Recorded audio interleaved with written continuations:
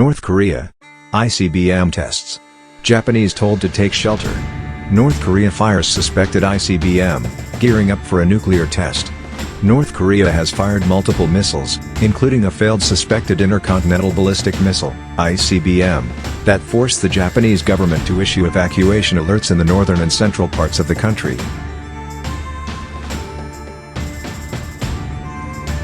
Prime Minister Fumio Kishida, who said the first missile launched may have been an ICBM, condemned North Korea's tests and said officials were analyzing the details of the weapons.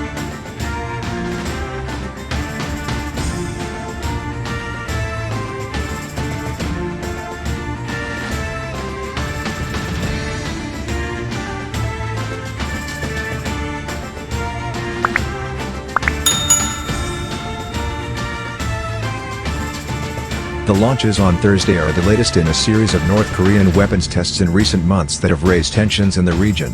They come a day after Pyongyang fired more than 20 missiles, the most in a single day, including one that landed off South Korea's coast for the first time and prompted Seoul to fire air-to-ground missiles in response.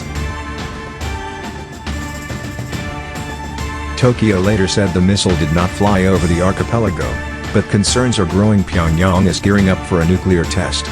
Despite an initial government warning that a missile had overflown Japan, Tokyo later said this was incorrect. Earlier in the morning, the office of Prime Minister Fumio Kishida had issued warnings to residents in the northern and central prefectures of Miyagi, Yamagata, and Niigata, instructing them to take shelter inside firm buildings or underground.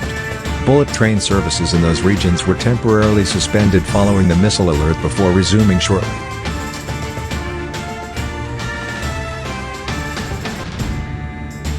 The United States said the launch was a clear breach of UN resolutions.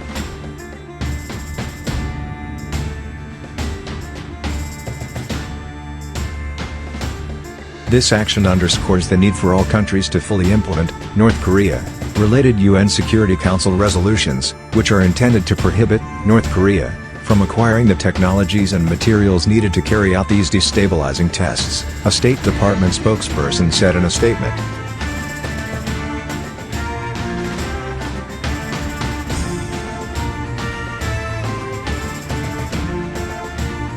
Japanese Defense Minister Yasukazu Imada said the first missile was launched at about 7:40 a.m., 22:40 GMT on Wednesday, on a potential trajectory over Japan, but that it disappeared from radars over the Sea of Japan.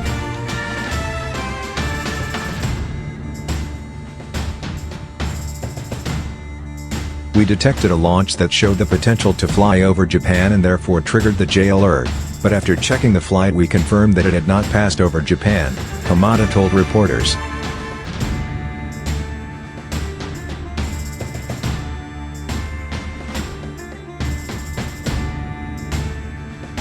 The missile flew to an altitude of about 2,000 kilometers, 1,200 miles, and a range of 750 kilometers, 460 miles, he said.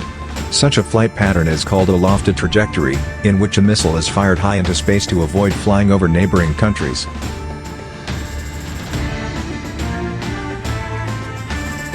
About half an hour after the launch, first Japan's Coast Guard reported the missile had fallen. Although the warhead came down in the sea between the Korean peninsula and Japan, debris, which would have been traveling at high speed, may still have passed over Japan, Koda added.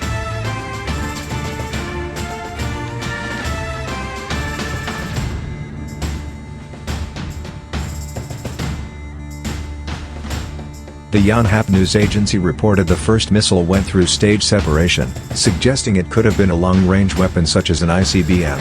But following the second stage separation, the missile seemed to have failed in normal flight, a South Korean defense source was quoted as saying later.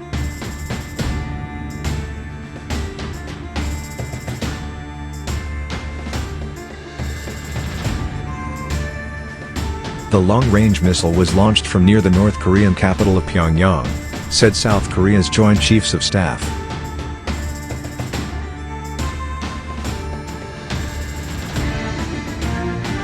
About an hour after the first launch, South Korea's military and the Japanese Coast Guard reported a second and third launch from North Korea. South Korea said both of those were short-range missiles fired from Kikan, north of Pyongyang. On October 4, North Korea launched a ballistic missile over Japan for the first time in 5 years, prompting a warning for residents to take cover. It was the farthest Pyongyang had ever fired a missile.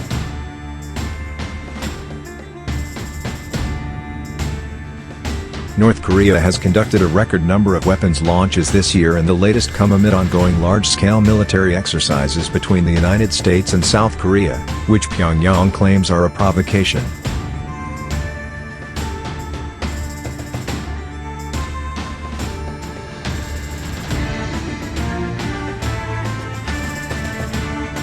The drills, known as Vigilant Storm, involve some 240 warplanes, including F-35 fighters, staging around-the-clock simulated missions.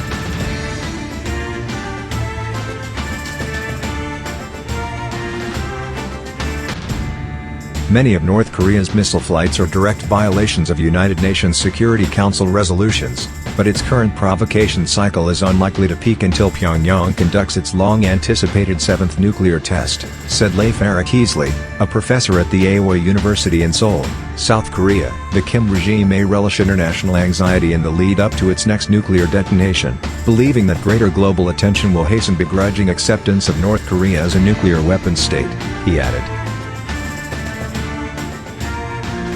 Pyongyang last conducted a nuclear test in 2017.